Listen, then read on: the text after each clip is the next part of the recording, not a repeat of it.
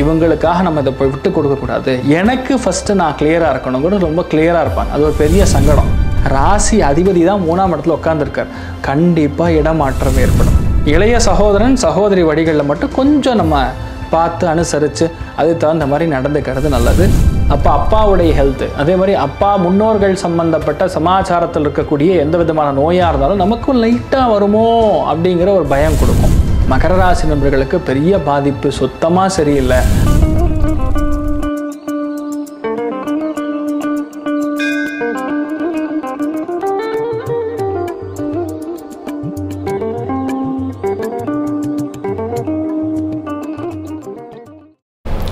Gajakesari stellar astrology நேயர்களுக்கு உங்கள் கிருத்திகாவின் அன்பு வணக்கங்கள்.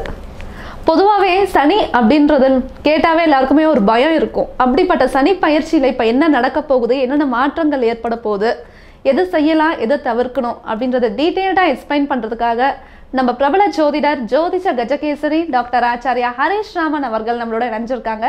வணக்கம் சார். வணக்கம்மா, நமஸ்காரம். இப்போ சனி பயிற்சிக்கான 12 ராசிக்கான ராசி பலன்களை பார்த்துடலாங்க சார். கண்டிப்பாக. மகர ராசி நேயர்களுக்கு இந்த சனி பயிற்சி எப்படி இருக்குங்க சார்?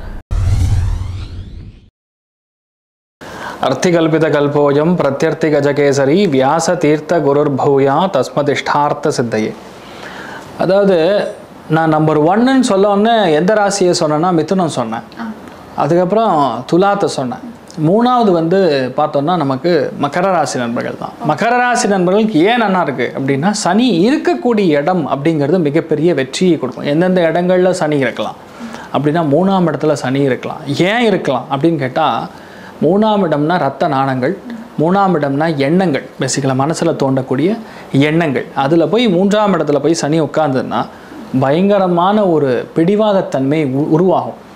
ஐயோ பாவமே பரவாயில்ல அப்படின்னு எதுவுமே விட்டு கொடுக்க மாட்டாங்க. ஒரு விஷயத்த பண்ணணும்னா கண்டிப்பாக இறங்கி செய்யக்கூடிய ஒரு பிராப்தம் உண்டாகும். எந்த விஷயத்தையுமே தெளிவாக பிளான் பண்ணி இந்த காரியத்தை இப்படி தான் பண்ணணும், இவங்களுக்காக நம்ம இதை போய் விட்டு கொடுக்கக்கூடாது, எனக்கு ஃபஸ்ட்டு நான் கிளியராக இருக்கணும் கூட ரொம்ப கிளியராக இருப்பாங்க. அது ஒரு பெரிய சங்கடம். அதாவது அந்த சங்கடங்கள் நிவர்த்தி ஆகும். அது ஒரு பெரிய விஷயம். அடுத்தது பார்த்திங்கன்னா 3ஆம் இடத்துல போய் சனி உட்காந்துருக்குன்னா தைரிய வீரிய உபஜயஸ்தானம்னு சொன்னால் 3ஆம் இடம். அதில் போய் சனி உட்காந்துருக்கு. அப்போ தைரியம் கம்மியாக இருக்கும் கிடையாது, அசாத்தியமான தைரியம். அதே மாதிரி எந்த விஷயத்தையுமே ஆணி வேர்லேருந்து தோண்டி எடுக்கக்கூடிய பிராப்தம் யாருக்குன்னா, யாருக்கு சனி போய் 3ஆம் இடத்துல உட்காந்துருக்கோ அவங்களுக்கு நல்லாயிருக்கும். ஆணி வேரில் தொடர்றதுன்னு என்ன அர்த்தம், அந்தளவுக்கு ஒரு பிரச்சனையில் இருந்தாலும் சரி, ஒரு நல்ல விஷயத்தில் இருந்தாலும் சரி, டீப் டவுன் கீழேருந்து அவங்க மேலே வருவாங்க. அஸ்திவாரத்துலேருந்து மேலே வரக்கூடிய பிராப்தம் மகரத்துக்கு. ராசி அதிபதி தான் 3ஆம் இடத்துல உட்காந்துருக்கார். கண்டிப்பாக இடமாற்றம் ஏற்படும். ராசி அதிபதி கொண்டு போய் 3ஆம் இடத்துல உட்காந்துருக்காருன்னா கண்டிப்பாக நல்ல இடத்துக்கு மாற்றம் ஏற்படக்கூடிய வாய்ப்புகள். அப்போ இடமாற்றம், தொழில் மாற்றம், வீடு மாற்றம், நில மாற்றம், வெளியூர் பிரயாணம் எல்லாமே நடக்கும். இளைய சகோதரன் சகோதரி வழிகளில் மட்டும் கொஞ்சம் நம்ம பார்த்து அனுசரித்து அதுக்கு தகுந்த மாதிரி நடந்துக்கிறது நல்லது. மனசு நிறைய விஷயங்களில் இறங்கி நிறைய விஷயங்கள் சாதிக்கணும்னு ஒரு மிகப்பெரிய ஒரு வல்லமை, சாதிக்கணும்னு ஒரு உத்வேகம் எல்லாமே இருக்கக்கூடிய பிராப்தம் மகரத்துக்கு அற்புதமாக இருக்குது. விரயஸ்தானத்துக்கும் அதாவது தனுசு ராசிக்கு சனி ஒரு பார்வை இருக்கிறதுனால ஹெல்த் பார்த்துக்கணும். ஏன்னா கால்கள் 9ஆம் இடம்னா பாக்யஸ்தானம் காலபுருஷனுக்கு. அப்போ அப்பாவுடைய ஹெல்த்து, அதே மாதிரி அப்பா முன்னோர்கள் சம்பந்தப்பட்ட சமாச்சாரத்தில் இருக்கக்கூடிய எந்த விதமான நோயாக இருந்தாலும் நமக்கும் லைட்டாக வருமோ அப்படிங்கிற ஒரு பயம் கொடுக்கும். அது பார்த்துக்கணும். மாத்திரை மெடிசன்லாம் கரெக்டாக போட்டுக்கணும். லேட்டாக சாப்பிடக்கூடாது. எந்த அளவுக்கு கரெக்டாக சாப்பிட்றோமோ அந்த அளவுக்கு நீங்கள் நல்லா இருப்பீங்கன்னு சொல்லலாம். அதை நம்ம பார்த்துக்கணும். அதாவது சனி பார்வையினால் உங்களுக்கு ஏதாவது நல்லது நடக்கிறாங்க, திருக்கோணத்துக்கு சனி பார்வை வருகிறது. அப்போ என்ன அர்த்தம், உங்கள் குழந்தைகளுக்கு நல்ல விஷயங்கள் நடக்கும்.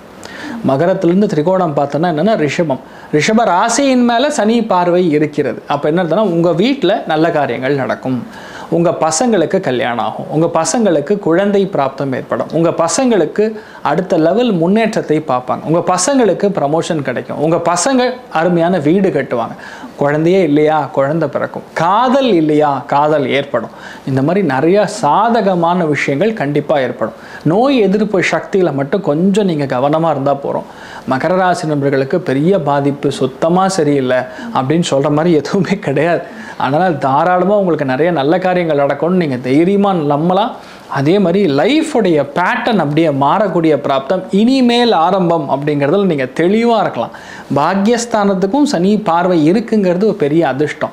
இனிமேல் நிறைய ஆன்மீகத்தில் நாட்டம் அதிகரிக்கும்.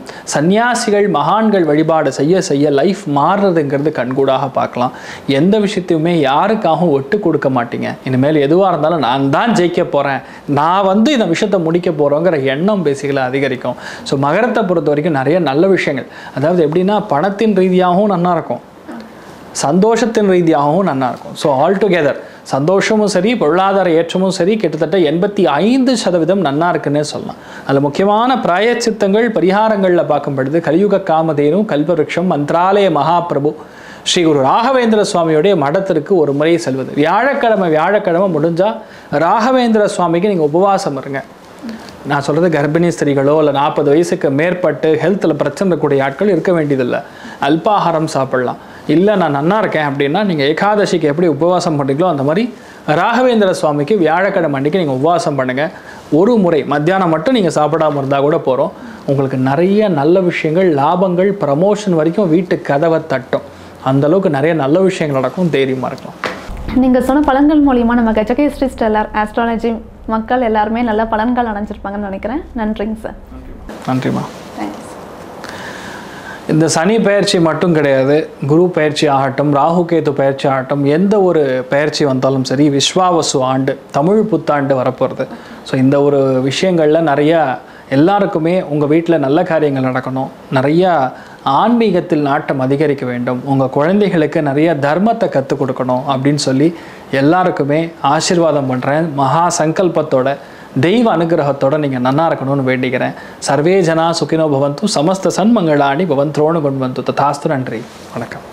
இது போன்ற தில பலன்கள், வார பலன்கள், மாத பலன்கள் தெரிஞ்சு கொள்ள இந்த சேனலை சப்ஸ்கிரைப் பண்ணுங்கள். பெல் பட்டன் ப்ரெஸ் பண்ண மறந்துடாதீங்க.